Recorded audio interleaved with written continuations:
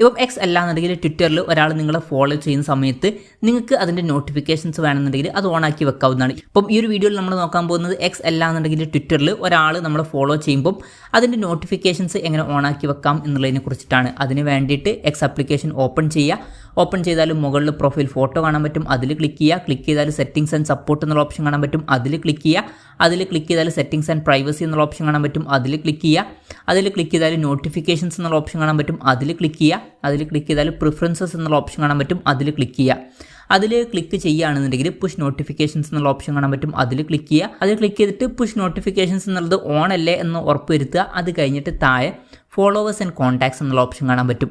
ഇതിൽ new followers എന്നുള്ളത് ഉണ്ടാവും, അത് ഓഫ് ആണെന്നുണ്ടെങ്കിൽ ഓൺ ആക്കി വെക്കുക. അപ്പം അതിന് ശേഷം നമുക്ക് പുതിയൊരു ഫോളോവേഴ്സ് വരുമ്പം നമുക്ക് അതിൻ്റെ നോട്ടിഫിക്കേഷൻസ് ലഭിക്കുന്നതായിരിക്കും. അപ്പം ഈ ഒരു സെറ്റിംഗ്സ് ഇങ്ങനെ ഓണാക്കി വെക്കാവുന്നതാണ്. ഈ ഒരു വീഡിയോ നിങ്ങൾക്ക് യൂസ്ഫുൾ ആയി എന്ന് വിചാരിക്കുന്നു. എന്തായാലും ഈ ഒരു വീഡിയോ പറ്റിയിട്ടുള്ള നിങ്ങളുടെ ജെന്യൂൻ ആയിട്ടുള്ള അഭിപ്രായം ജസ്റ്റ് ഒന്ന് കമൻറ്റ് ചെയ്യുക. അതുപോലെ തന്നെ ഇതുപോലുള്ള വീഡിയോസ് ഇനി കാണാൻ താല്പര്യമുണ്ടെന്നുണ്ടെങ്കിൽ ഈ ചാനൽ സബ്സ്ക്രൈബ് ചെയ്യാവുന്നതാണ്.